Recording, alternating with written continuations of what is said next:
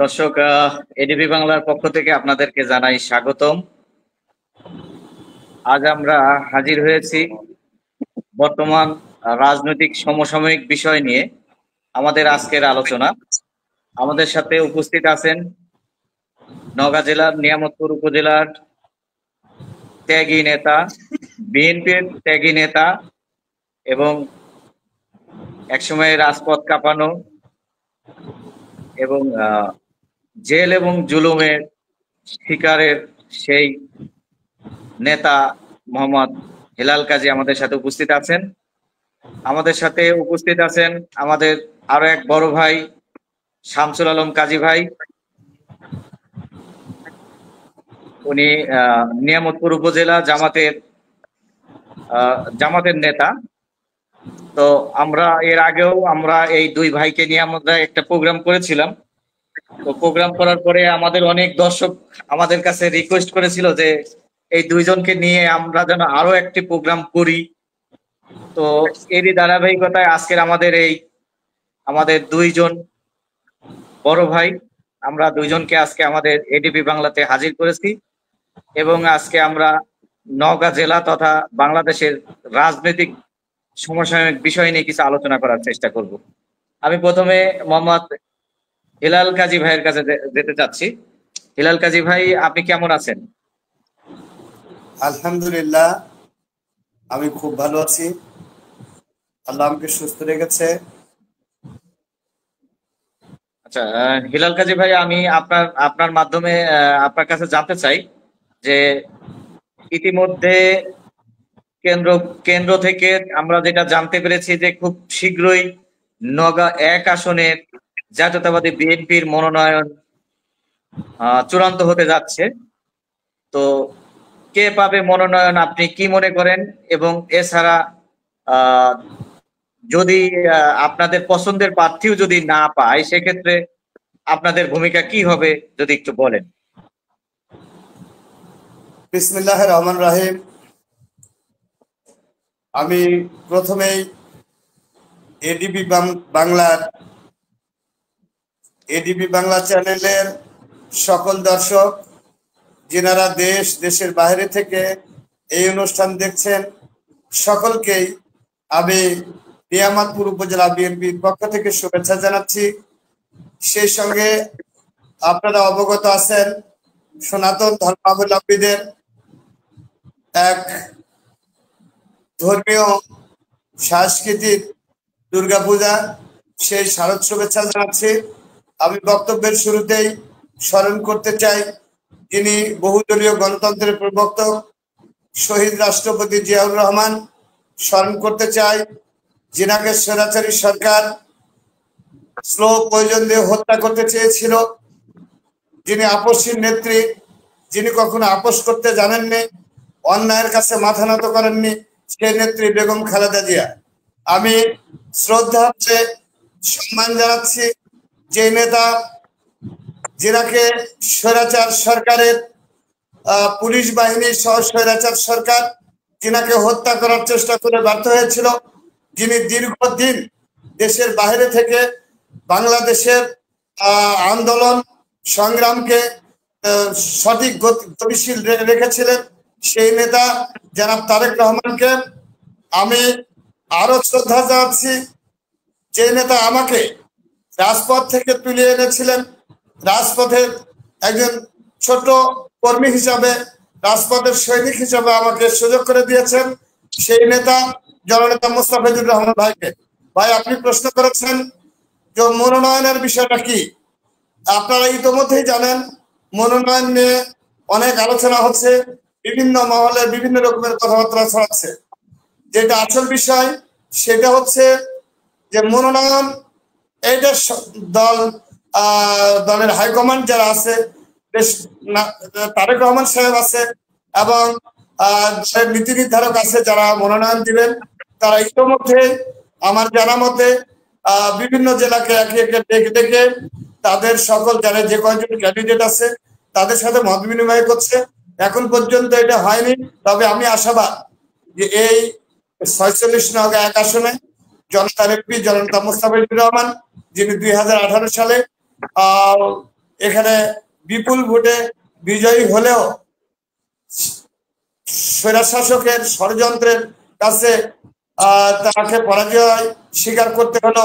যিনি বাংলাদেশে সর্বোচ্চ দ্বিতীয় ভোট ধরে রাখার সক্ষমতা অর্জন করেছিলেন, সে নেতা জনতা মোস্তাফিজুর রহমানকে হয়তো এখানে মনোনীত করবেন, এবং যাকেই করুক, বিএনপি যাকে মনোনীত করবে, আমরা বিএনপির নেতা কর্মী যারা আছি আমরা তার পিছনে থাকবো, এবং আমরা আমাদের পবিত্র ভোট ধানের শীষে দেবো ইনশাআল্লাহ। আচ্ছা, ধন্যবাদ আপনাকে। আমরা এখন যাচ্ছি নিয়ামতপুর উপজেলা জামাতের নেতা শামসুল আলম কাজী ভাইয়ের কাছে। আপনার কাছে আমরা জানতে চাই, আগামী নির্বাচনকে সামনে রেখে নিয়ামতপুর উপজেলার প্রস্তুতি কেমন, যদি একটু বলেন। বিসমিল্লাহির রহমানির রহিম। নাহমাদুহু ওয়া নুসাল্লি আলা রাসূলিল কারীম, আম্মা বা'দ। আউযু বিল্লাহি মিনাশ শাইতানির রাজীম। বিসমিল্লাহির রহমানির রহিম। সমস্ত প্রশংসা বর্ণনা করছি আল্লাহ তাআলা, যিনি বাংলাদেশ জামাতে ইসলামী একজন কর্মী হিসেবে তিনি আমাকে গ্রহণ করেছেন। সে আল্লাহ তাআলার শুকরিয়া আদায় করছি। সে নবী করিম সাল্লাল্লাহু আলাইহি ওয়াসাল্লাম যার প্রত্যেকটি কথা, প্রত্যেকটি কাজ আমাদের চলার প্রেরণা। আমরা যাকে উদ্দেশ্য করে, যে আল্লাহর আইন প্রতিষ্ঠার জন্য যার অক্লান্ত পরিশ্রমের দ্বারা এই পৃথিবীতে ইসলাম নামক একটি ধর্ম প্রতিষ্ঠিত হয়েছিল, সেই নবীর প্রতি লাখ কোটি দরিদ্রতা বর্ষিত হোক। সকলে বলি সাল্লাল্লাহু আলাইহি ওয়াসাল্লাম। আমি প্রিয় দেশবাসী সহ আমি বাংলাদেশ জামাতে ইসলামের পক্ষ থেকে নিয়ামতপুর বাসী তথা শ্রীমন্তপুর ইউনিয়নের বাসীর পক্ষ থেকে আমি দেশবাসী এবং যারা যারা দেখছেন এটিভি বাংলা নিউজ, সকলকে আমি সালাম জানাচ্ছি। আসসালামু আলাইকুম ওয়া রাহমাতুল্লাহি ওয়া বারাকাতুহু। আল্লাহ তাআলা আমাদের একটি সুন্দর একটি ধর্ম দিয়েছেন, যে ধর্মকে কেন্দ্র করেই আমরা এগুচ্ছি।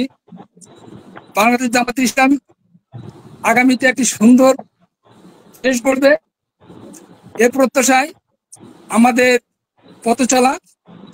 ইনশাল্লাহ আমরা ঢাকা বিশ্ববিদ্যালয়গুলোতে যেভাবে আমাদের নির্বাচনের জয়যুক্ত আমরা হয়েছি, ইনশাল্লাহ আমরা আশা করব যে আগামী দিনের প্রত্যেকটা নির্বাচনে আমরা এভাবে জয়লাভ করে আমরা কোরআনের আইন আমরা প্রতিষ্ঠা করতে পারবো, এবং বাংলাদেশের ইসলামের জয় হবে, এটি আমরা ইনশাল্লাহ সুনিশ্চিত হতে পেরেছি। আমি দেশবাসীকে আরো জানাতে চাই, আমাদের নিয়ে যে অবস্থা বর্তমানে, প্রতিদিন যেভাবে মানুষ আমাদের দিকে অগ্রসর হচ্ছে, মানে জামাতের দিকে অগ্রসর হচ্ছে, তাতে করে আমরা বুঝতে পারছি ইনশাল্লাহ আগামী দিনে জামাতের ভবিষ্যৎ অত্যন্ত ভালো। এবং আগামী দিনে এই নওগাঁ 1-46-1 নিয়তপুর সাফাহাত আমাদের মনোনীত অধ্যক্ষ মাহবুব আলম ভাই ইনশাল্লাহ বিজয় লাভ করবে, এটিতে আমরা আশাবাদী, এবং এই লক্ষ্যে আমরা কাজ করে যাচ্ছি। আগামী দিনে এই লক্ষ্যে আমরা কাজ করব, এইভাবে আমরা আশাবাদী। আজকে শ্রীমন্তপুর ইউনিয়ন তথা নিয়তপুরে যে অবস্থা, আমাদের ধর্ম বর্ণ নির্বিশেষে সকল মানুষ আমাদের জামাতে একত্রিত হচ্ছে, তারা আমাদের সদস্য পদ তারা গ্রহণ করছে, আমরা বিপুল ভাবে তাদেরকে আমরা পাচ্ছি, তাদের সারা। ইনশাল্লাহ আগামী দিনে আমরা রাষ্ট্র গঠন করবো, ইনশাল্লাহ এরকম আমরা আশাবাদী। এছাড়া আমাদের হিন্দু ভাইদের যে দুর্গা উৎসব শুরু হবে কয়েকদিনের মধ্যে, ইনশাল্লাহ তাদেরকে আমরা শুভেচ্ছা জানাই। তাদের যে কোনো সমস্যায় আমরা তাদের পাশে থাকবো, ইনশাল্লাহ তাদের যে কোনো সমস্যায় আমরা আছি, এবং আগামীতেও ছিলাম এবং আগামী পরেও থাকবো।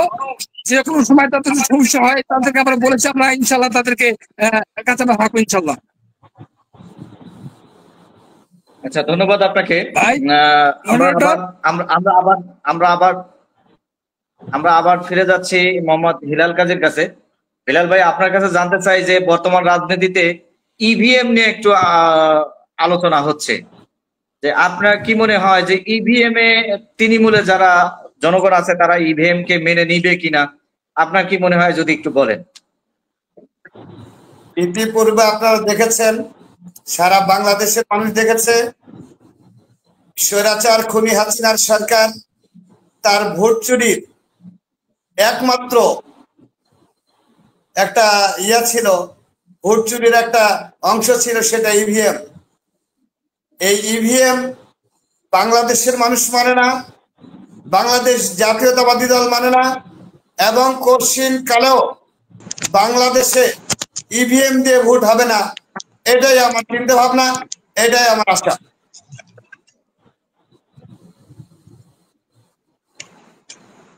এবং নিশ্চয় আমরা ইভিএম এর পক্ষে না, ইভিএম দিয়ে ভোট হবে না। আচ্ছা, কেন ইভিএম দিয়ে ভোট করলে সুবিধা কি আর অসুবিধা কি যদি একটু বলেন। ইভিএম দিয়ে ভোট যদি করেন, ইভিএম সম্পর্কে আমার গ্রাম থেকে শুরু করে সারা দেশ যদি আমি চিন্তা ভাবনা করি, আমার দেশের মানুষ যারা 40+ বয়স, তারা ইভিএম সম্পর্কে তাদের অত্যন্ত ধারণা কম। এখানে ভোট দিতে যে ইভিএম এ দেখা গেছে ইতিপূর্বে যখন ভোট ধানের শীষে দেওয়া হয়েছে, সেই ভোট নৌকায় হয়ে গেছে, এই ইতিহাস আছে। তাই ইভিএম বাংলাদেশের মানুষ প্রত্যাখ্যান করেছে 2018 সালে। তাই ইভিএম এর পক্ষে বাংলাদেশের মানুষ থাকবে না। এটা বাংলার জনগণের কথা, এটা বাংলার জনমানুষের কথা। আচ্ছা, পিআর সিস্টেমে নির্বাচন আপনারা কি মেনে নেবেন? পিআর সিস্টেমে যদি নির্বাচন হয়? এখন ভাই, পিআর সিস্টেম যেটা আপনি বলছেন, পিআর সিস্টেমটা অলরেডি আমরা দেখতেছি। পিআর পদ্ধতি যে পদ্ধতিতে ভোট দিলেন, আমি যদি একজন সচেতন মানুষ হয়ে থাকি, তো আমার ভোটটা কোথায় যাবে, আমার ভোটের নেতাকে তৈরি হবে, সেটাই আমাদের জানা নাই। তাহলে এই ভোট বাংলাদেশের মানুষ মেনে নেবে? এটা হতে পারে না। বাংলাদেশের মানুষ পিআর পদ্ধতি সম্পর্কে বোঝে না, আর পিআর পদ্ধতিতে ভোট দেয় না। যদি একটি ভোটেও নির্বাচিত হয়, তাকে বিজয়ী ঘোষণা করা হয়। অতএব পিআর পদ্ধতিকে ইতোমধ্যে বাংলাদেশের মানুষ প্রত্যাখ্যান করেছে। এটা নিয়ে বিভিন্ন সময় বিভিন্ন জায়গায় আলাপ আলোচনা হয়েছে, নীতি নির্ধারকদের মধ্যে আলোচনা হয়েছে। এই পিআর পদ্ধতি শুধু একটা সংগঠন চায়, যে সংগঠন বাংলাদেশের স্বাভাবিক নির্বাচন হলে বাংলাদেশে মানে আসন সংখ্যা তাদের এটা আমার ধারণা নাই, তবে আসন সংখ্যা প্রায় 0.0 কাছাকাছি থাকা সম্ভব। তাই এইটা যারা চাচ্ছে তাদেরকে বলছি, নির্বাচন ঠেকানোর জন্য এটা একটা কৌশল তাদের, তারাও ব্যালট ভোটে আসবে এবং এই আপনার পিআর পদ্ধতি ছেড়ে গণতান্ত্রিক পদ্ধতিতে যেভাবে হচ্ছিল পার্লামেন্ট পদ্ধতিতে নির্বাচন হবে ইনশাআল্লাহ। আচ্ছা, ধন্যবাদ আপনাকে। আমাদের সাথে যুক্ত হয়েছেন পাবনা সুজানগর উপজেলার যুব দলের যুগ্ম আহ্বায়ক এবং সাবেক ছাত্রনেতা শফিউল আজম শফি ভাই। শফি ভাই, আপনি একটু দেরি করে যুক্ত হওয়ার জন্য হয়তো আমাদের আলোচনা আপনি পুরোপুরি শুনতে পারেননি।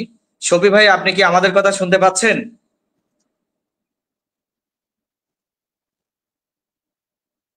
শফি ভাই, আপনি কি শুনতে পাচ্ছেন?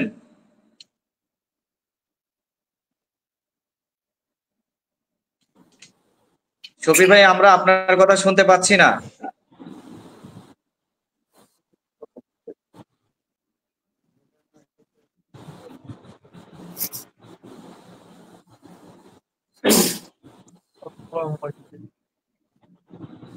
ইসলাম, শফি ভাই, আপনি কি আমাদের কথা শুনতে পাচ্ছেন?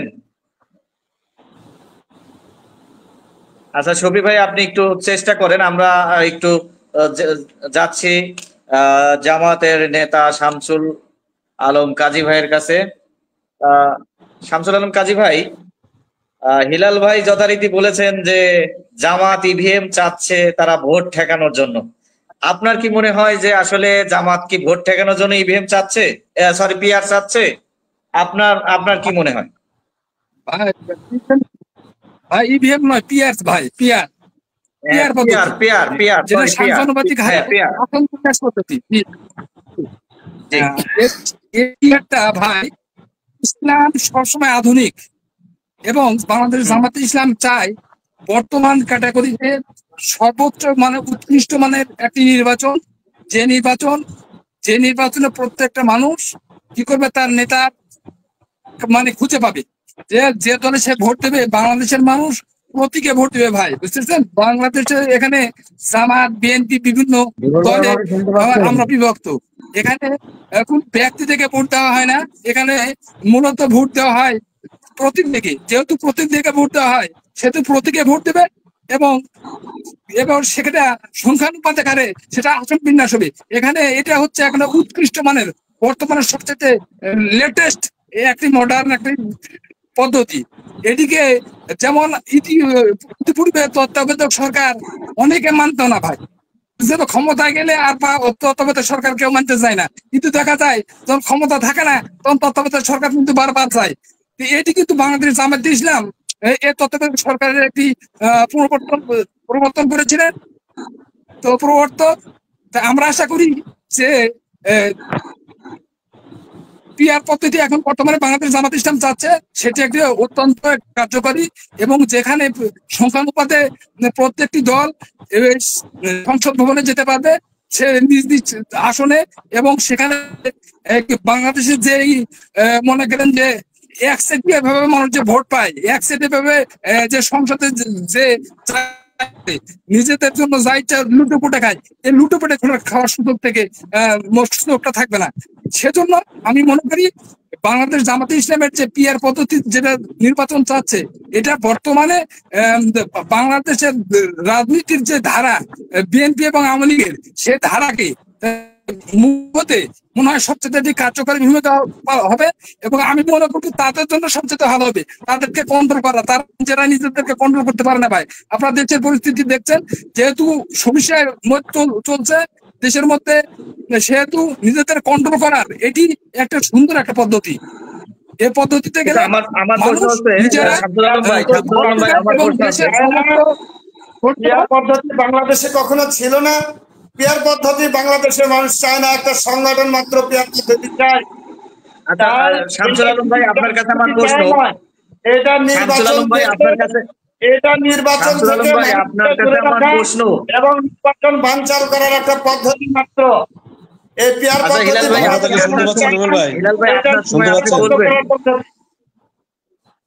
হিলাল ভাই আপনার সময় বলবেন। শামসুল আলম ভাইয়ের কাছে আমার প্রশ্ন, তাহলে স্বতন্ত্র প্রার্থীর ক্ষেত্রে পিআর পদ্ধতিতে কি হবে?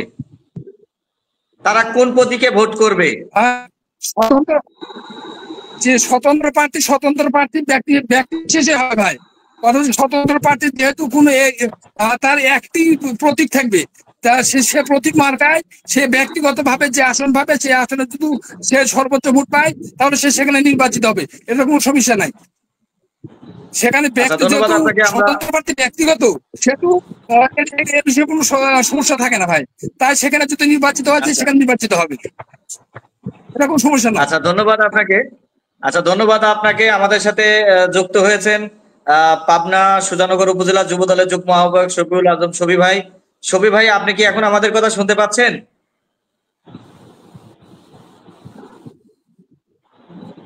আমি শুনতে পাচ্ছি। শফিউল আজম ভাই, আপনার কাছে আমরা জানতে চাচ্ছি যে পিআর পদ্ধতির যে আলোচনা হচ্ছে, তো আপনার কি মনে হয় যে আগামী নির্বাচনে পিআর পদ্ধতিতে নির্বাচন হলে নির্বাচন ভালো হবে? যদি একটু বলেন।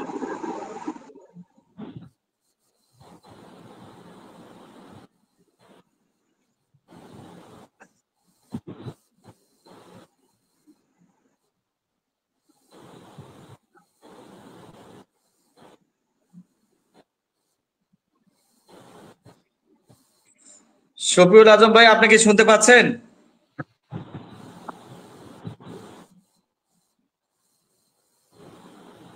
আমি শুনতে পাচ্ছি। আমাকে কি শুনতে পাচ্ছেন?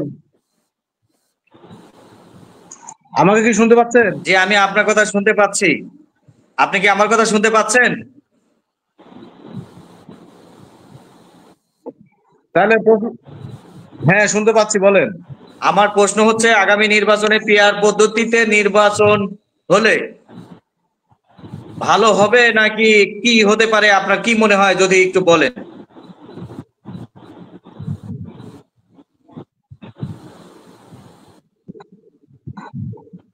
বিসমিল্লাহির রহমানির রহিম। বাংলাদেশ জাতীয়তাবাদী যুব দল সুজানগর উপজেলা শাখার পক্ষ থেকে আমার সাথে যারা এই আলোচনায় যুক্ত হয়েছেন সবাইকে ধানের শীষের শুভেচ্ছা জানাচ্ছি। আসসালামু আলাইকুম। আমি আপনাদের আলোচনায় আসলে ঢুকতে একটু সমস্যা হচ্ছিল, যার জন্য আমি ঢুকতে পারি নাই, তার জন্য দুঃখিত।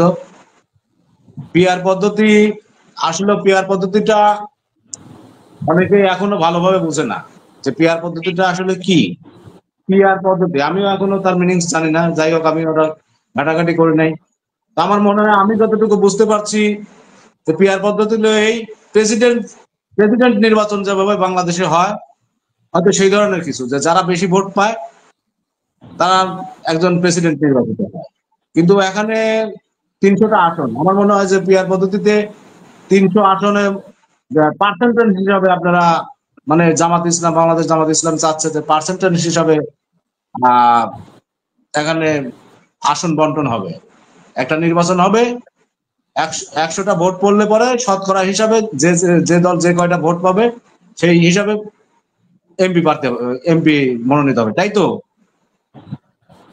আচ্ছা, হ্যাঁ আপনি বলেন, আপনি কন্টিনিউ করেন। হ্যাঁ আপনি কন্টিনিউ করেন, আমরা শুনছি।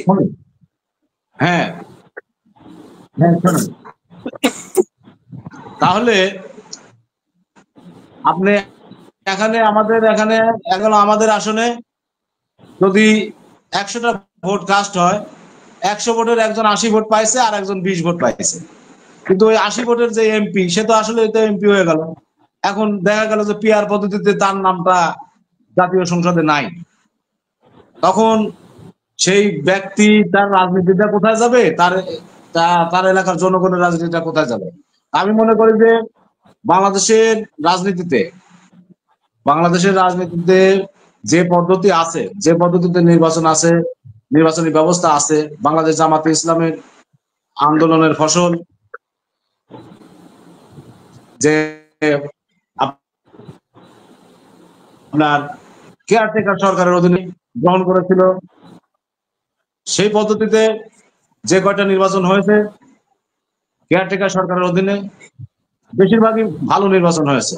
তো জামাত ইসলামের এই যে পিআর পদ্ধতিতে ধারণা, এই ধারণাটা বাংলাদেশের জনগণ গ্রহণ করতে পারে নাই, আমিও গ্রহণ করতে পারি নাই।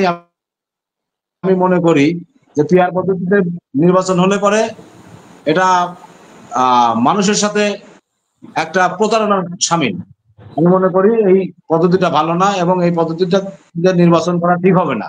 যে পদ্ধতি আছে এই পদ্ধতিতে নির্বাচন হলে বাংলাদেশের সুষ্ঠু একটা নির্বাচন দরকার, জনগণের প্রত্যক্ষ এবং পরোক্ষ ভোটে তাদের প্রতিনিধি নির্বাচিত করে জাতীয় সংসদে পাঠাবে। আমি বিশ্বাস করি যে এই যে পদ্ধতি আছে এই পদ্ধতি বাংলাদেশের মানুষ গ্রহণ করেছে এবং এই পদ্ধতিতে নির্বাচন হলেই ভালো হবে।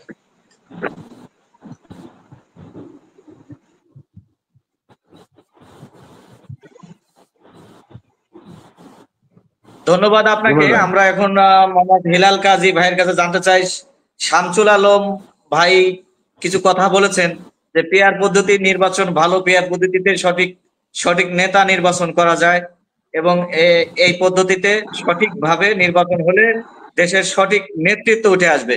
আপনি কি মনে করেন হেলাল কাজী ভাই? আমি আমি আমি মনে করি এবং বাংলাদেশের মানুষ মনে করে পিআর পদ্ধতি সম্পর্কে যাদের ধারণাই নাই, আর ধারণা থাক আর না থাকতে এটা বড় কথা নয়, পিআর পদ্ধতি নিয়ে বাংলাদেশের মানুষ ইতোমধ্যে মুখ খুলেছে। এই পিআর পদ্ধতিকে মানুষ প্রত্যাখ্যান করেছে। অতএব এটা জামাত ইসলামের পিআর কৌশল, এটা নির্বাচন বানচাল করা একটা কৌশল মাত্র।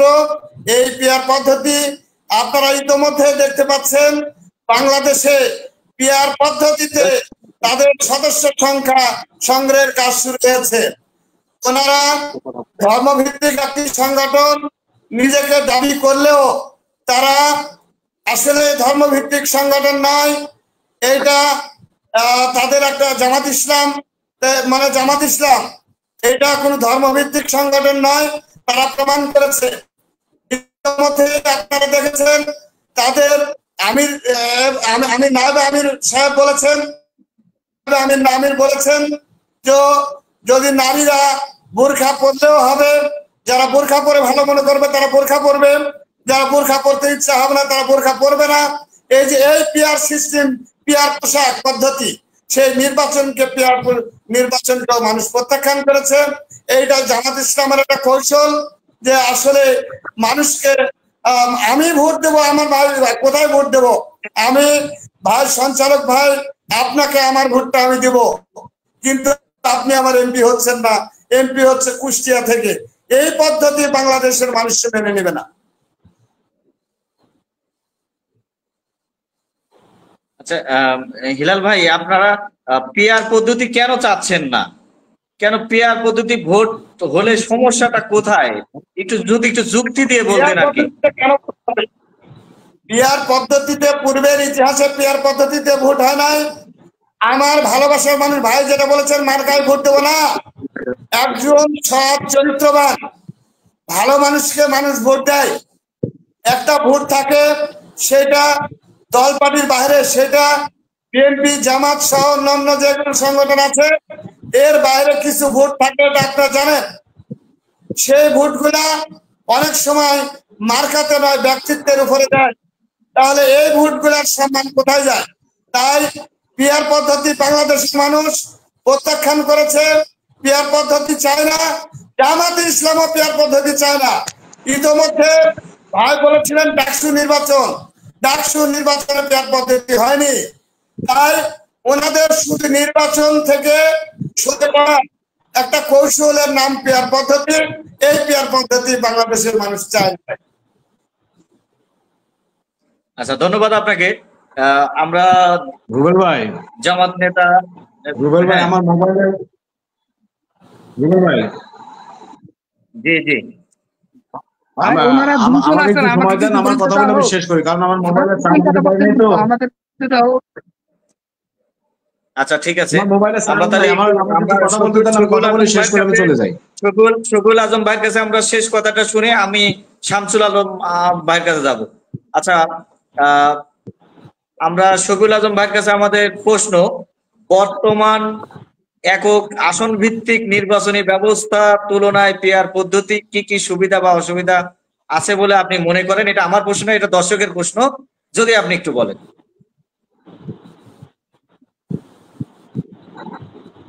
পিআর পদ্ধতিতে কি কি সুবিধা কি কি অসুবিধা আছে?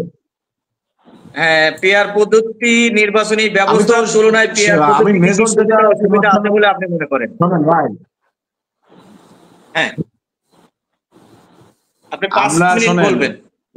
বাংলাদেশে মনে করেন যখন, হ্যাঁ শোনেন, বাংলাদেশে যখন বেগম খালেদা জিয়া এবং স্বৈরাচার শেখ হাসিনা যখন মঈনুদ্দিন ফখরুদ্দিনের আমলে গ্রেপ্তার হলো, তারপরে বাংলাদেশ জামাত ইসলামী একটা আন্দোলন করলো, সিগনেচার নিল মানুষের কাছ থেকে, গণস্বাক্ষর, যে দুই নেত্রীর মুক্তি চাই। মানুষের কাছে নতুন একটা ব্যবস্থা মনে হয়েছিল যে না, জামাত কত উদার, জামাত দুই নেত্রী মুক্তি চাই বলে মনে করেন যে জামাত রাজনৈতিক ভাবে মানুষ গ্রহণ করেছে যে দুই নেত্রীর মুক্তি চাই। কিন্তু মুক্তি চাওয়ার পর দুই নেত্রীর মুক্তি ঠিকই হলো ভাই। তো দুই নেত্রীর মুক্তি পাওয়ার পরে শেখ হাসিনা সরকার গঠন করলো, তারপরে জামাতের কি অবস্থা এই 17 বছর আপনারা জানেন, বিএনপির কি অবস্থা 17 বছর আপনারা জানেন। বাংলাদেশ জামাত ইসলামী যখন কেয়ারটেকার সরকারের আন্দোলন করলো, তখন বিএনপি কিন্তু অনেক সমঝোতার চেষ্টা করছে, তারা এককভাবে নির্বাচন করলো, নির্বাচন করে কি হলো, বুমেরাং 3টা আসন তারা পেল। তো জামাত কিছু, বাংলাদেশ জামাত ইসলামী মনে করে যে আমরাই ধর্মের ধারক বাহক, আমরাই ধর্ম প্রতিষ্ঠা করতে পারবো, বাংলাদেশের রাজনীতিতে ইসলাম প্রতিষ্ঠা করতে পারবো, ইসলামী শাসন কায়েম করতে পারবো। এই ধারণার উপর ভিত্তি করে বা এই এজেন্ডা মানুষের কাছে শুনিয়ে তারা এই দেশের ক্ষমতা গ্রহণ করতে চায় বা ভোট পেতে চায়। এটা একটা রাজনৈতিক দল ভোট পাওয়ার আশাবাদী একটা রাজনৈতিক দল যখনই আছে তারা সরকার গঠন করবে, করার আশাবাদী, এটাই স্বাভাবিক। আমরাও চাই সরকার গঠন করুক, আওয়ামী লীগের বন্ধুরা চায় আওয়ামী লীগ সরকার গঠন করুক। তো নিত্য নতুন কিছু এজেন্ডা নিয়ে বাংলাদেশের মানুষের সামনে আসে, যেটা মানুষ আসলেও বুঝতেই পারে না। যেমন পতিত আওয়ামী লীগ সরকার মনে করেন সেই সময় নিয়ে এসেছিল ইভিএম। আসলে ইভিএম যে কত বড় একটা সিটারি, কত বড় একটা বাটপারি, কত বড় একটা ডিজিটাল কারচুপি আপনি বাংলাদেশের জনগণ হারে হারে টের পেয়েছে। তো আমি জামাত ইসলামের বন্ধুদেরকে বলবো, বাংলাদেশের জনগণকে বলবো, আপনারা ঐক্যবদ্ধ থাকুন।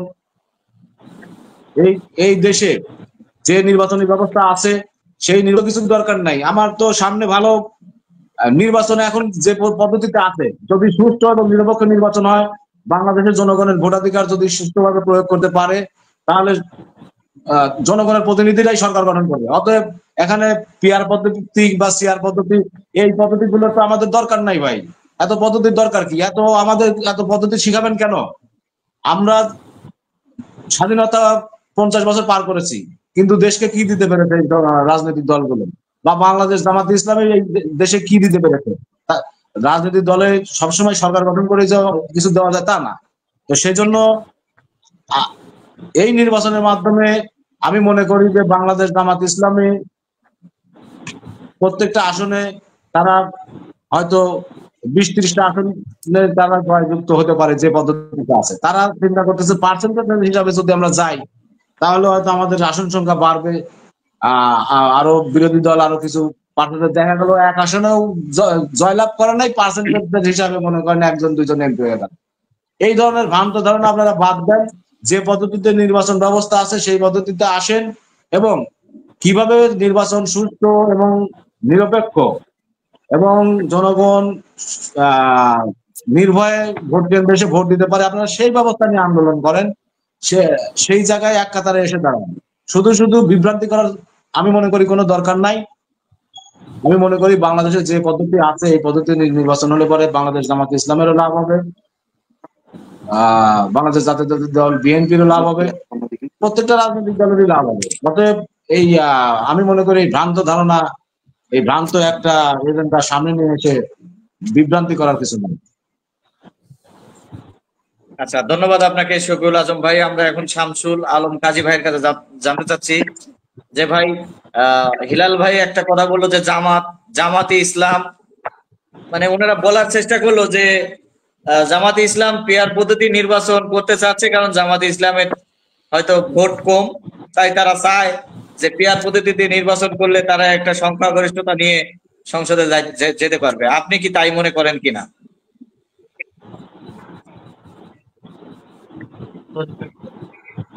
ভাই আপনাদেরকে অসংখ্য ধন্যবাদ।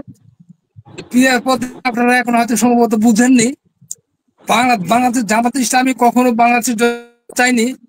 আপনারা বলেছেন আপনাদের দুই নেত্রীকে মুক্ত করেছে বাংলাদেশ জামাত ইসলামী, তত্ত্বাবধায়ক সরকারের প্রবক্তা হচ্ছে বাংলাদেশ জামাত ইসলামী, কিন্তু আপনারা আবার সেই তত্ত্বাবধায়ক সরকারের আপনারা বিপরীতে চলে যান সময় সাপেক্ষে।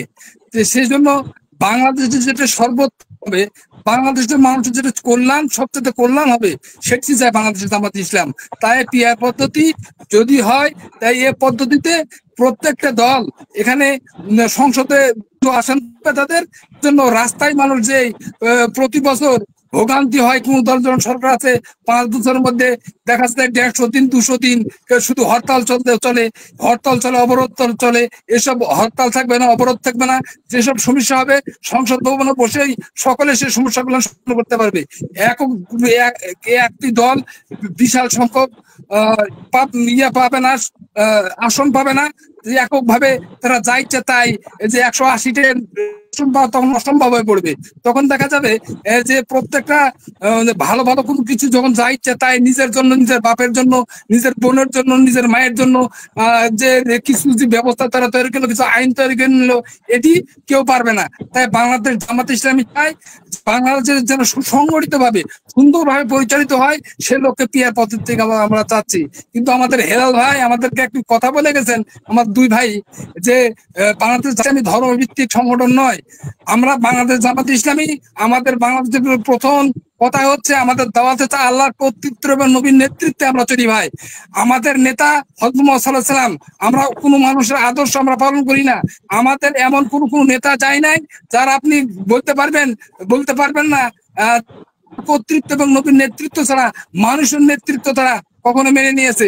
তাই আপনারা এ কতগুলো বলতে পারেন না যে বাংলাদেশ জামাতে ইসলাম নয়, বরং এমন একটা ব্যবস্থা তৈরি করেছেন যেটা করেছিল সম্রাট আকবর, যে সব ব্যবস্থাকে, সব ধর্মকে বাদ দিয়ে দিনই নামে একটি ধর্ম প্রতিষ্ঠা করেছিল। আর এখন যে ব্যবস্থাটা চলছে সেটা কোনো সব ধর্ম বাদ দিয়ে এমন একটা ব্যবস্থা তো নিয়ে আসা হয়েছে, যে ব্যবস্থাতে সুদ ঘুষ, সুদ যদি মানুষ যদি খায়, তাহলে মানুষের কি হবে? আমার রোজা হবে, আমার নামাজ হবে, আমার কি ইবাদত বন্দেগী হবে? আপনারাও তো মুসলমান, আপনারাও তো একবার চিন্তা ভাবনা করে থাকেন যে বাংলাদেশ মানুষ গরিব, 90% মানুষ সুদের মধ্যে জড়িত, কারো বেদত হয় না। তাই বাংলাদেশ জামাত ইসলামী চাই প্রত্যেকটা, শুধু আমাদের রাজনীতি নয়, এটা বাংলাদেশের মানুষের একটা ইবাদত আমরা মনে করেন। আমরা রাজনীতি করি না, আমরা ইবাদত করি। আমাদের প্রত্যেকটা কাজ আপনি কথা বলেছে আমরা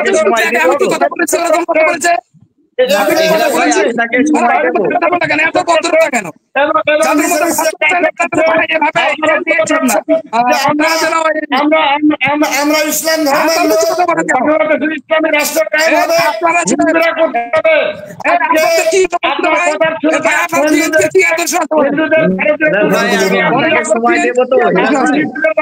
আমি আপনাকে সময় দেবো, আপনি বলেন শামসুল ভাই একটু বলুন, পরে আমি আপনাকে সময় দেবো। আপনি বলেন শামসুল আলম ভাই, আপনি বলেন। কথা যদি বলা হয় ভাই, একটি কথা বলেন। হচ্ছে যে আমরা ধর্ম ভিত্তিক আমরা রাজনীতি করি। আপনি ধর্ম পালন করবেন না বলে মানুষকে দায়িত্ব তাই বলে মেনে নিতে হয় না। আপনি ধর্ম পালন করবেন না, আমরা প্রত্যেকটা মানুষ ধার্মিক বাংলাদেশ জামাত ইসলামের।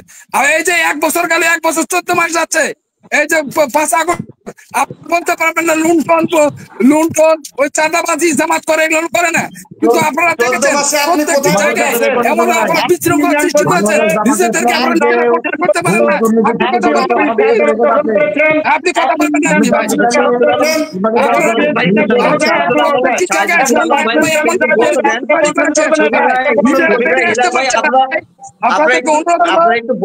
সংগঠিত ভাবে চলার আপনারা মেনে করতে পারবেন। আপনার এক আসলে একাধিক প্রার্থী, 7টা 8টা করে প্রার্থী, এই প্রার্থীগুলো যানজট খুলে যাবে, আপনাদের জন্য আরো সুন্দর ব্যবস্থা হবে। আপনি মনে করেন না যে শুনেন ভাই, আপনারা মনে করছেন যে আপনারা যা ইচ্ছে তাই নয়। আপনি দেখেছেন যে কি অবস্থা, আপনাদের আগামীর অবস্থা এর চেয়ে তো ভীষণ খারাপ হবে অবস্থা। তাই আমি আপনাদের অনুরোধ করবো,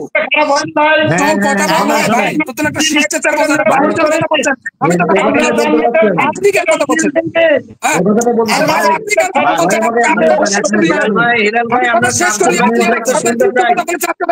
হেলাল ভাই, আমরা শামসুল ভাইয়ের কথাটা একটু শুনতে চাই। ভাই একটু বলুন, আপনাকে আমি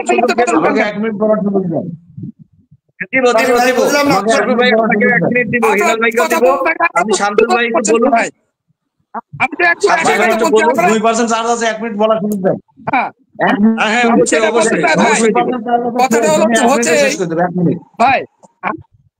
আমরা 54 বছরের স্বাধীনতা, 54 বছর আমরা স্বাধীনতা পেয়েছি, কিন্তু আর্থিক স্বাধীনতা কি আমরা ভোগ করতে পারি ভাই?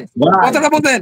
আমরা আসলে স্বাধীনতা কি ধর্ম ছাড়া স্বাধীনতার কেউ ব্যাখ্যা দিতে পারে না। আমি কথা জি, আপনার শুনেন ভাই, আমাদের মডারেটর সে পরিচালনা করছেন, আপনার আপনার কথা শোনার পর আপনি আমার কথা বলেন, আপনি বলেন তো, আপনি সময় দিবে তো আপনাকে, আপনি সময় দেবে, আমি শেষ করবো, আপনাকে সময় দেবে, তখন আপনি কথা বলেন। আমার কথা শেষ, একটা কথা বলেছেন, এখন 1 মিনিট 2 মিনিট বলে শেষ করবেন।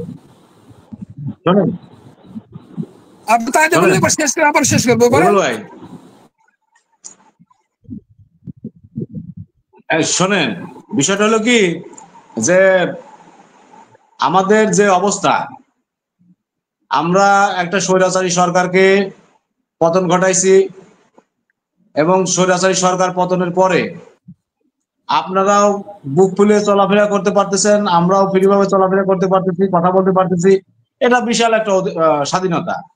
তো এইটা যদি রক্ষা করতে হয়, তাহলে যদি আমরা নিজেরা, আমরা তো একসময় ঐক্য জোটছিলাম, আমরা নিজেরা যদি এরকম তর্কাতর্কি মারামারি করে বেড়াই, এর দোষ কাটাছুড়াছুড়ি করি, তাহলে কিন্তু ভাই আওয়ামী লীগ আসার আর বেশি দেরি নাই। আওয়ামী লীগ কিন্তু ওই মনে করেন এখন মানুষ ভয় দেখায়, এই আওয়ামী লীগ আসলো, বাচ্চাদের ঘুম পাড়ায়, এই আওয়ামী লীগ আসলো, হাসিনা আসলো। তো ভাই ওই হাসিনার আমার কি 17 বছর ভুলে গেছেন আপনারা? বলেন না। তো সেই জন্য আমি বলবো যে আমরা ভুলি না, আপনারা ভুলে গেছেন ভাই। ইসলামের বন্ধুদেরকে বলবো, আর একতাই বল। আমার মনে হয় যে এই আমাদের এই দোষ ত্রুটি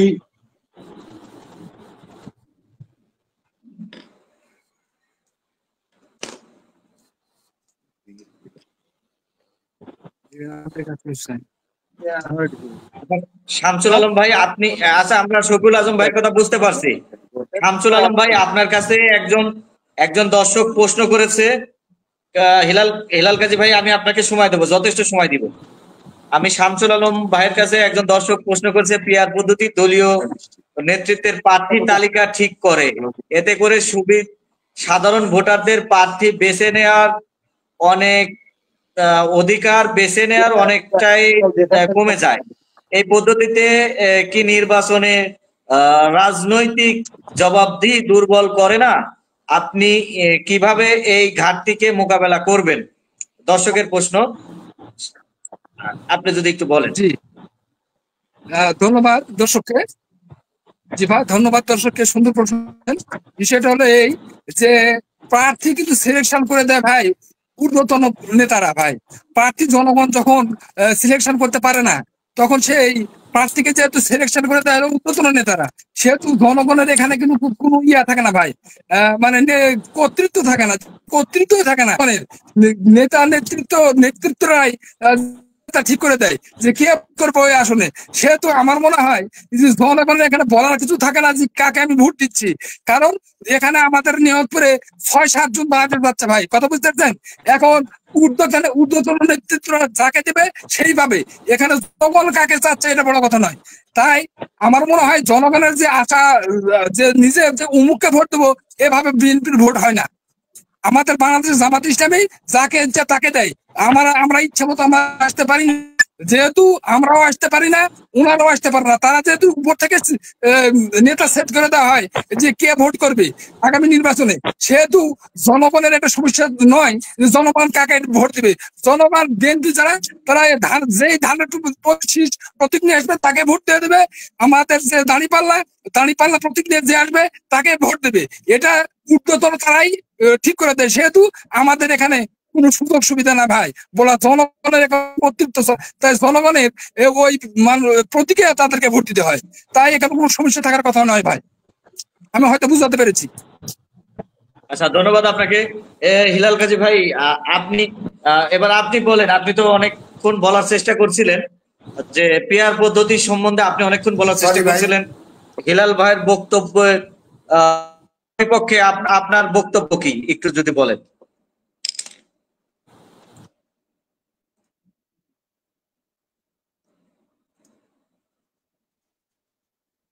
বলেন। হিলাল ভাই, আপনি শুনতে পাচ্ছেন? হ্যাঁ, আমি শুনতে পাচ্ছি। আপনি তো অনেকক্ষণ বলার চেষ্টা করছিলেন শামসুল আলম ভাইয়ের বক্তব্য পক্ষে বিপক্ষে, মানে আপনার কি মনে হয়, আপনি যদি একটু বলেন। আপনি কি আমাকে শুনতে পাচ্ছেন? জি, আমি আপনাকে শুনতে পাচ্ছি, আপনি শুনতে পাচ্ছেন? জি জি ভাই বলেন, শুনতে পাচ্ছি, বলেন, কথা বলেন।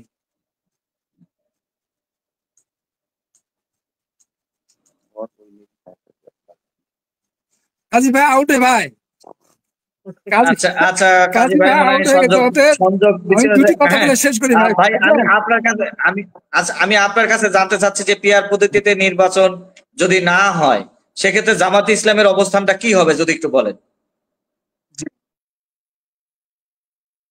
এখন যদি পিয়ার পদ্ধতিতে নির্বাচন যদি না হয়, জামাতের ঊর্ধ্বতন কর্মকর্তা কি করবে আমরা জানি না, কিন্তু আমরা এখন পর্যন্ত আমরা পিয়ার পদ্ধতির উপর আমরা মানে বলিষ্ঠ ভূমিকায় আছি। আমরা এ নিয়ে আন্দোলন আছে আমাদের 26 তারিখ আগামীকাল। আমাদের সারা দেশব্যাপী উপজেলা এবং জেলাতে আমাদের কর্মসূচি আছে। আমাদের পিয়ার পদ্ধতি ইনশাল্লাহ আমাদের জনগণ চাচ্ছে, পিয়ার পদ্ধতি জনগণ চায় যে আগের মতো এই যে দেশে বিভিন্ন রকমের অরাজকতা সৃষ্টি হোক, এটা আর জনগণ চায় না। জনগণ চায় একটি শান্তিপ্রিয় একটি দেশ, যে দেশে সকল ধর্মের লোক সুন্দরভাবে বসবাস করবে, মানুষ একে অপরের দুঃখ সুখের ভাগী হবে। কিন্তু এমন এক দেশ চাই না যে দেশের সম্পদ পাচার হয়ে যাবে, অন্য দেশে যে লুটতরাজ হবে, দেশে যা ইচ্ছে তাই হবে, যেরকম তাই আইন পাশ হবে, সে আইনের বেলা জালে ফেলে মানুষকে নিঃস্ব করা হবে। এটি আর বাংলাদেশের জনগণ চায় না। বাংলাদেশের জনগণ চায় একটি সুন্দর সুষ্ঠু একটি নির্বাচন, যে নির্বাচনের মাধ্যমে এমন একটি দল ক্ষমতা আসবে, যে দল দেশের কোনো শান্তি শৃঙ্খলা বিনষ্ট করবে না, কোনো চাঁদাবাজি করবে না, কোনো নৈরাজ্য করবে না, দেশে কোনো জুলুম অত্যাচার করবে না। প্রত্যেকটা স্তর, শিক্ষা ব্যবস্থা থেকে শুরু করে চিকিৎসা ব্যবস্থা, আপনার কৃষি ব্যবস্থা থেকে শুরু করে আপনাদের প্রত্যেকটা মজুর ধনী গরিব সকলে একতা প্রকাশ করে সকলে একইভাবে জীবনযাপন করবে, একইভাবে সরকারি সুযোগ সুবিধা ভোগ করবে। কেউ বেশি পাবে আর কেউ কম পাবে। গরিবের হক বড় লোকেরা লোড করে খাবে, এ পদ্ধতি আর জনগণ চায় না। তাই আগামী দিনের যে পিআর পদ্ধতি, এ পদ্ধতির মাধ্যমে যে দেশটি একটি গড়তে চাচ্ছে বাংলাদেশ জামাত ইসলামী, সেটি হবে বাংলাদেশের একটি নতুন একটা ইতিহাসের সূচনা হবে। আর এই ইতিহাসে আমি মনে করব প্রত্যেকটি দল যদি সংযুক্ত হয় এবং তাদের বিনা দ্বিধায় তারা যদি আসে, তাহলে আমি মনে করবো তাদেরও সর্বোচ্চ পাওয়া হবে। দেশের জনগণের স্বার্থে আমরা কি করবো, নিজের ছোট ছোট যদি আমাদের চাওয়া পাওয়া আমরা বিসর্জন দিতে যদি নাই পারি, তাহলে আমরা রাজনীতিতে এসেছি, কেন আমরা যে রাজনীতি করলাম? তাই আমি আগামী দিনের বাংলাদেশকে সুন্দরভাবে গঠন করার জন্য, বাংলাদেশকে একটি সুন্দর রাষ্ট্র গড়ে তোলার জন্য, বাংলাদেশকে একটি ইসলামিক রাষ্ট্র গড়ে তোলার জন্য এবং প্রত্যেকটা দলকে বলবো আপনারা আসুন, আমরা একসঙ্গে নিজ ধর্মে আমরা স্বাধীনতা আমরা ভোগ করব। আমরা নিজের ধর্মকে আমরা প্রতিষ্ঠা করব। নিজের ধর্ম প্রতিষ্ঠার মাধ্যমে আমাদের মধ্যে পাপাচার দূর হবে, দেশে শান্তি আসবে, খারাপ মানুষগুলো ভালো হয়ে যাবে। আর এর মধ্য দিয়েই যে শান্তি শৃঙ্খলা এবং উন্নয়ন সম্ভব, এছাড়া বাংলাদেশের উন্নয়ন সম্ভব নয়। আর গতানুগতিক যেভাবে পদ্ধতিগুলো চলছিল ওভাবে চলতে যদি থাকে, তাহলে দেশের নৈরাজ্য থাকবেই, দেশে হানাহানি থাকবেই, দেশে কাটাকাটি থাকবেই, দেশে চাঁদাবাজি থাকবেই। তাই এগুলো থেকে আমরা রক্ষা পেতে যদি চাই, এগুলো থেকে আমরা মুক্ত যদি হতে চাই, আমাদের সামনে যেটি পদ্ধতি সেটা হচ্ছে পিআর পদ্ধতি। আপনারা বলছেন জনগণ পিআর পদ্ধতি বোঝে না, পিআর পদ্ধতি বুঝতে হয় না ভাই।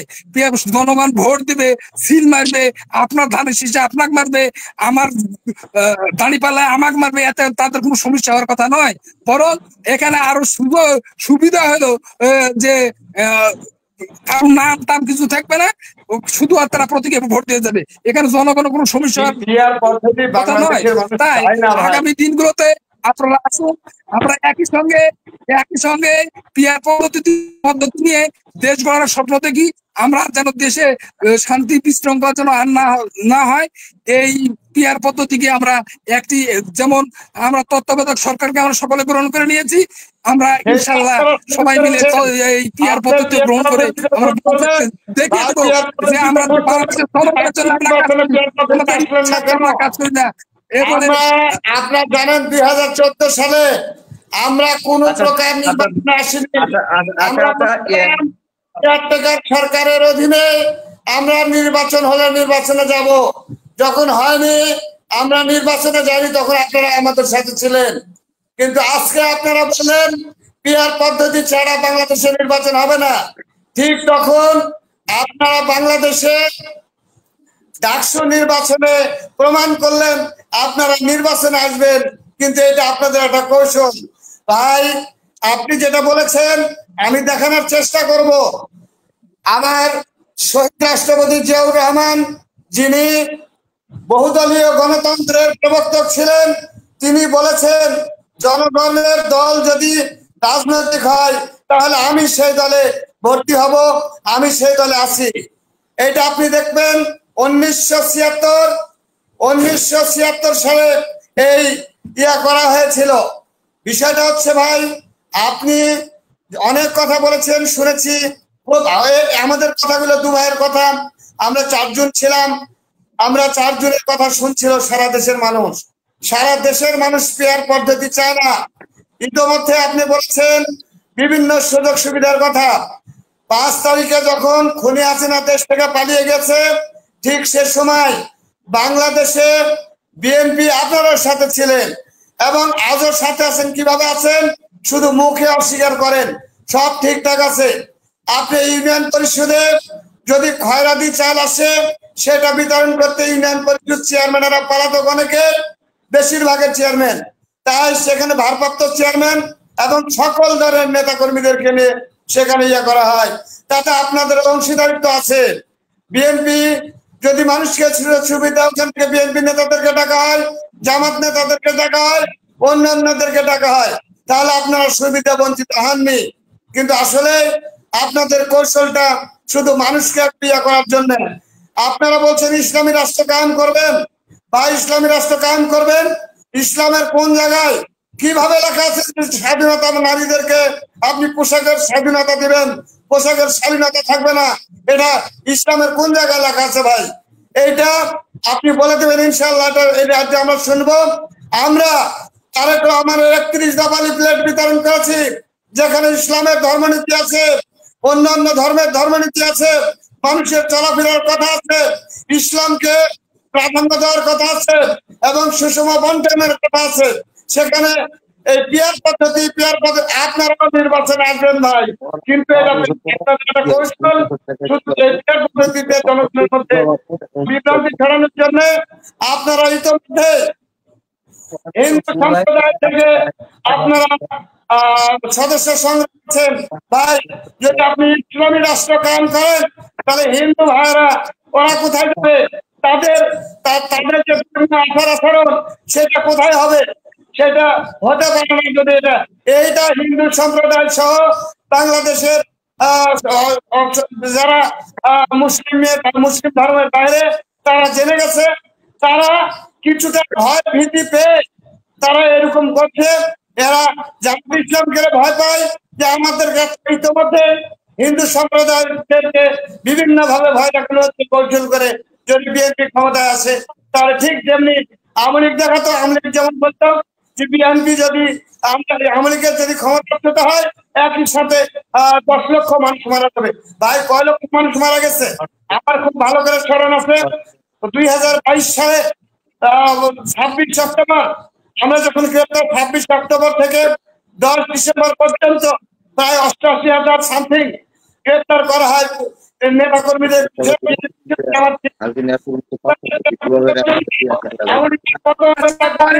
একটু থামেন, আমি একটা কথা দুটো বলি, আপনার জামাতি বলেন, আমার প্রশ্ন উত্তর দেয় দিদি। তাদেরকে জামাত ইসলামের টিকিট দিচ্ছে, এই টিকিট দিয়ে তাদেরকে আওয়ামী লীগের লোকদেরকে টিকিট দিচ্ছে, তাদেরকে টিকিট দিচ্ছে, রক্ষার টিকিট দিচ্ছে।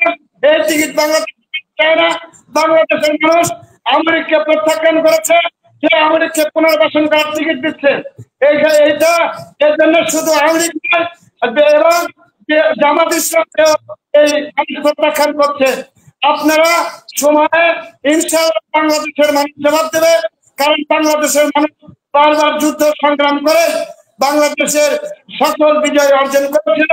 সেখানে বাংলাদেশ আপনি দেখেছেন বিগত 17 বছর জামাত ইসলামের লোকজন ঠিক আওয়ামী লীগের লোকজনের সাথে আঘাত করে ফেলেছিল। ঠিক সে সময়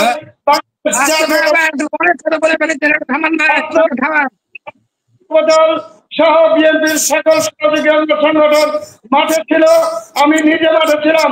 আমি যদি কষ্ট করি আমার ভাইকে, আমার জামাত ইসলামের কতজন নেতা গ্রেপ্তার হয়েছিল, আমার নিয়ামতপুর উপজেলায় কতজন গ্রেপ্তার হয়েছিল, সে নওগাঁ জেলায় কতজন গ্রেপ্তার হয়েছিল, সারা বাংলাদেশে আপনাদের পিয়ার পার্সেন্টেজ কত ছিল আপনি এটা বলবেন ভাই। সারা বাংলাদেশে বিএনপি নেতা কর্মী গ্রেপ্তার হয়েছিল। আমার শ্রীমন্তপুর থেকে একই সঙ্গে 16 জন গ্রেপ্তার হয়েছিল। আপনার জামাত ইসলামের কতজন গ্রেপ্তার হয়েছিল? আবার জামাত ইসলাম থেকে যখন গ্রেপ্তার হয়েছে, আপনারা আওয়ামী লীগকে সান্ত্বনা দিতে জামাত ইসলামের অনেক নেতা কর্মীকে বিভিন্ন অপরাধ দেখিয়ে তাদেরকে বহিষ্কার করে আপনারা গ্রেপ্তার হচ্ছেন ভাই। দেখেন বিএনপির লোকেরা এখনো গ্রেপ্তার হয়, শুনেন বিএনপির লোকেরা এখনো গ্রেপ্তার হচ্ছে বুঝতেছেন, কারণ আপনাদের কর্মকাণ্ডে আপনারা গ্রেপ্তার হন। সব যদি রাজনৈতিক ইস্যু দেখাবেন তা শুধু হয় না। শুনেন মানুষের চরিত্র সবসময় পাল্টায় যায় না ভাই। মনে করেন এখন যে আপনি যেমন ছিলেন তখনও তেমনই ছিলেন ভাই, বুঝতেছেন। সবসময় আপনারা যে রাজনৈতিক কারণে গ্রেপ্তার হয়েছেন তাই শুধু নয়, আপনারা নিজেদের বিভিন্ন সমস্যার কারণে বিভিন্ন সমস্যা তৈরি করতেছে আপনারা কিন্তু অ্যারেস্ট হয়েছেন ভাই। ভাই বুঝতেছেন, আপনারা বারবার অ্যারেস্ট হয়েছেন বিভিন্ন ভাবে, নয় রাজনৈতিক ভাবে আপনারা অ্যারেস্ট হন নাই, অপকর্মের জন্য আপনারা অ্যারেস্ট হয়েছেন। 5 আগস্ট এখন হচ্ছে না, কুকর্ম করছে, তাহলে যদি অ্যারেস্ট করা যায় বুঝতেছেন বিএনপি ভাই সব বেজেলের মধ্যে। এ কথা আপনি বলেন না, এ কথা আপনি বলেন না, মানুষ কোনো পাবে না। তাই আপনি একটা থাকুন, 8 ঘন্টা ধরে কথা বললে আপনি থামেন, আপনি থামলে আমরা একটা কথা বলি। আওয়ামীকে পুনর্বাসন করার চেষ্টা করা হলে আওয়ামী লীগের যে ব্যক্তি করছে তার চেয়ে ভয়ানক দেখতে হবে, সংগঠন যে ব্যক্তি হোক না কেন আওয়ামী লীগকে পুনর্বাসন করা। আপনার মির্জা ফখরুল বলছে ভাই যে আওয়ামী লীগ জাতীয় পার্টি ছাড়া নির্বাচন হবে না। আপনার নেতা বলছে মির্জা ফখরুল যে আওয়ামী লীগ আর জাতীয় পার্টি ছাড়া নির্বাচন হবে না, আর আপনি আবার তার উল্টো কথা বলছেন। আপনাদের কোন নেতাজি কখন কি বলেন সেটা তো আপনারাই জানেন না ভাই। আপনারা আমেরিকা আপনার মতো বলেন যে বড় দল, সেদিনকে আমেরিকা আপনাদের কি অবস্থা? আমেরিকার যে প্রোটোকলদের মধ্যে যেরকম যে দলের সমর্থন নাই তারা আপনারা বড় বড় কথা বলেন। আপনাদের দিন শেষ হয়ে গেছে ভাই, আপনাদের দিন শেষ। আর দিন আপনারা এখন পিছু হাঁটতে শুরু হয়েছে ভাই। নতুন আপনাদের খেলা চাই না, আপনাদের শুরু বলাবাজি করে বেশি বেশি কথা বলে মানুষকে ইয়ে করা যায় না। বাংলাদেশ জামাত ইসলামীর আমাদের আমির সাহেব যে কথাটি বলেছে সেটা ঢাকা বিশ্ববিদ্যালয়কে রেকর্ড করার কথা বলেছে, গোটা দেশকে এর কথা বলা হয়নি। ঢাকা বিশ্ববিদ্যালয়ে সেই ইসলামিক মূল্যবোধ তৈরি করা হয়নি, ইসলামিক কান্ট্রি হয়ে যায়নি যে ঢাকা বিশ্ববিদ্যালয় জাহাঙ্গীর বিশ্ববিদ্যালয়ে ওখানে পড়তে পারে না মেয়েদের, এখানে বলা হয়নি। কিভাবে আপনি জানেন না, যে জীবন সম্পর্কে আপনি জানেন না, জানেন না, আপনি বড় বড় কথা বলেন।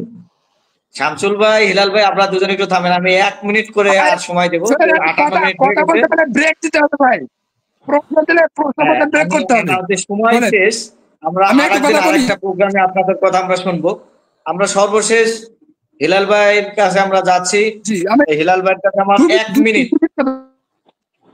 হিলাল ভাইয়ের কাছে আমার 1 মিনিট আমাদের কথা বলতে হবে। হিলাল ভাইকে আমি 1 মিনিট দিচ্ছি, হিলাল ভাইকে আমি 1 মিনিট দিচ্ছি, আমি আপনাকেও 1 মিনিট দেব। হিলাল ভাইয়ের কাছে আমার সর্বশেষ প্রশ্ন যে হিলাল ভাই, আগামী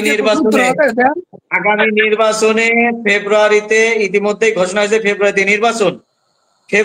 নির্বাচন যদি না হয় এবং ফেব্রুয়ারিতে নির্বাচন আপনারা চান কিনা, হতেই হবে কিনা, আপনি কি মনে করেন একটু যদি বলেন।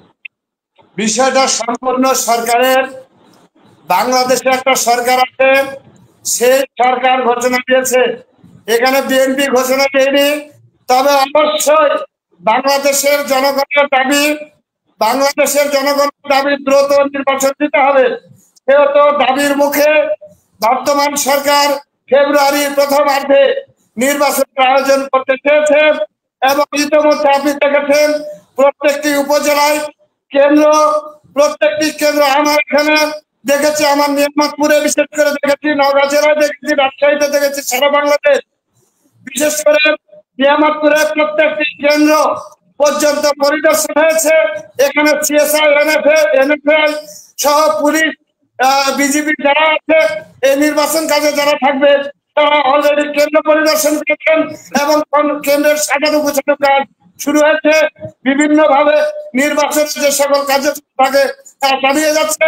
ইনশাআল্লাহ আগামী ফেব্রুয়ারিতে নির্বাচন হবে, নির্বাচন হতে হবে, মানুষের দাবি মানুষকে পূরণ করতে হবে।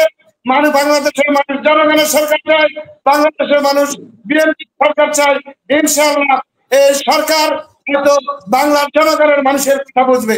যদি বাংলার জনগণের কথা বুঝে তাহলে বাংলার জনগণের কথা না বুঝলে অনেককে দেশ ছেড়ে পালাতে হয়।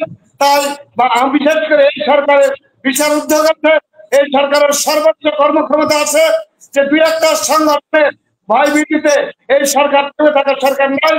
এই সরকার নিশ্চয় ফেব্রুয়ারির প্রথমার্ধে নির্বাচন কাজ সম্পন্ন করবে। যেহেতু ফেব্রুয়ারিতেই আমাদের পবিত্র রমজান।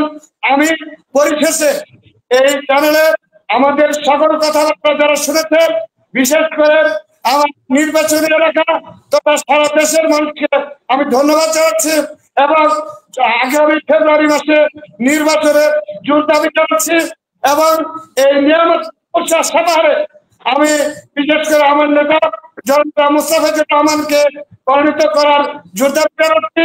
তবে যাকেই নির্বাচিত করুক না কেন আমরা কিন্তু তার এখানে বিএনপির কোনো গ্রুপিং বলে কোনো জিনিস নেই। গ্রুপিং আছে, মনোনয়ন হয়ে গেলে এখানে কোনো গ্রুপিং নাই। এই দুই একটি সংগঠনের ভয় বিএনপি করে না এবং বিএনপি গোপনে কারোর সাথে আঘাত করে না। নিশ্চয় ফেব্রুয়ারিতে নির্বাচন হবে এই আশাবাদ ব্যক্ত করছি। আচ্ছা, ধন্যবাদ আপনাকে। আমরা শামসুল আলম কাজী ভাইয়ের কাছে জানতে চাই যে আগামী নির্বাচনে পিআর পদ্ধতিতে নির্বাচন যদি না হয় তাহলে জামাতে ইসলামের অবস্থান কি হবে, যদি একটু সংক্ষেপে বলেন 1 মিনিট।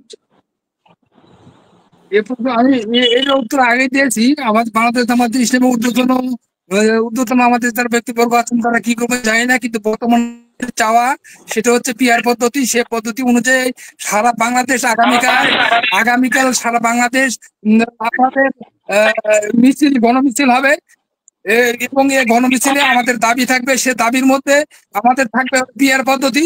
আবার দ্বিতীয়ত আপনি যেটা আমাদের হেলাল ভাই বলছেন যে ওই ফেব্রুয়ারিতে নির্বাচন, এই ফেব্রুয়ারিতে নির্বাচনে আমরা চাচ্ছি যে ফেব্রুয়ারিতে নির্বাচন দিতে হবে। এটি আমাদের 5 দফা দাবির মধ্যে আরেকটা দাবি। তাই আমরা আগামী ফেব্রুয়ারির মধ্যে আমরাও নির্বাচন চাই।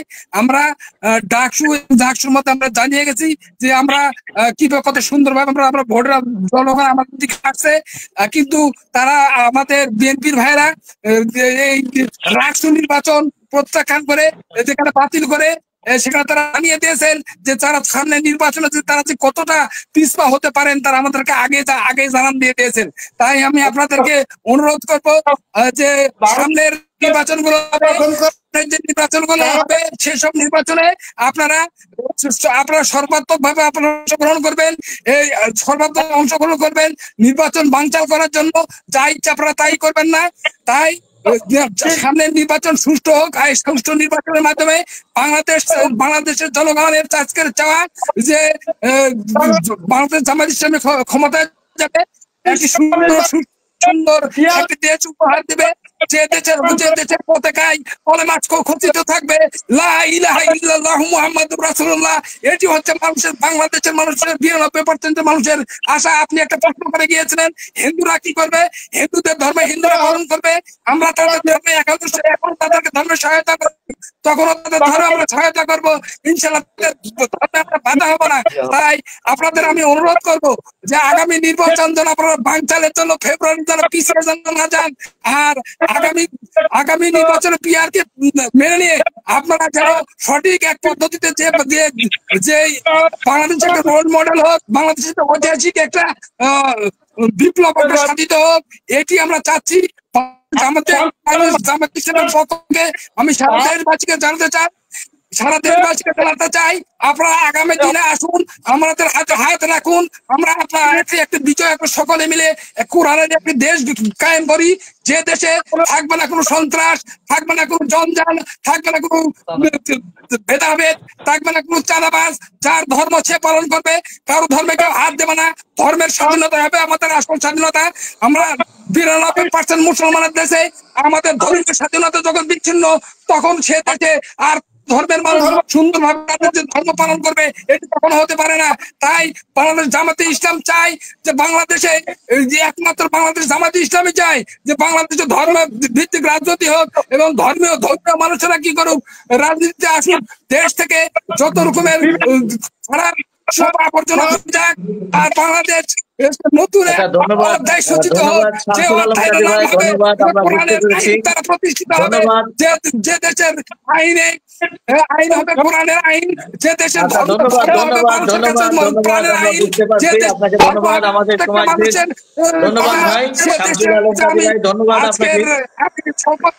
আমি বাংলাদেশ জামাত ইসলামের পক্ষ থেকে বাংলাদেশ জামাত ইসলামকে বিজয় ঘোষণা করে বাংলাদেশের পক্ষে দাঁড়িপাল্লাতে ভোট দেওয়ার জন্য আমি সকলকে অনুরোধ জানাবো। আসসালামু আলাইকুম ওয়া রাহমাতুল্লাহি ওয়া বারাকাতুহু। ধন্যবাদ আপনাকে, আপনাদের দুজনকে ধন্যবাদ আজকের এই সুন্দর একটি আলোচনায় আপনাদের অংশগ্রহণ করার জন্য এডিবি বাংলার পক্ষ থেকে আপনাদের অনেক অনেক ধন্যবাদ। ধন্যবাদ এডিবি বাংলার দর্শকদের যারা আমাদেরকে সময় দিয়েছেন, আমাদের এই প্রোগ্রামটা শুরু থেকে শেষ পর্যন্ত দেখেছেন। আমরা সকলকেই ধন্যবাদ জানিয়ে আজকের এই অনুষ্ঠান শেষ করছি। ইনশাল্লাহ আগামী অনুষ্ঠানে নতুন অতিথিকে নিয়ে আবার নতুন কোনো সাবজেক্ট নিয়ে আপনাদের মাঝে হাজির হব। সে পর্যন্ত ভালো থাকবেন, সুস্থ থাকবেন। আল্লাহ হাফেজ। আল্লাহ হাফেজ।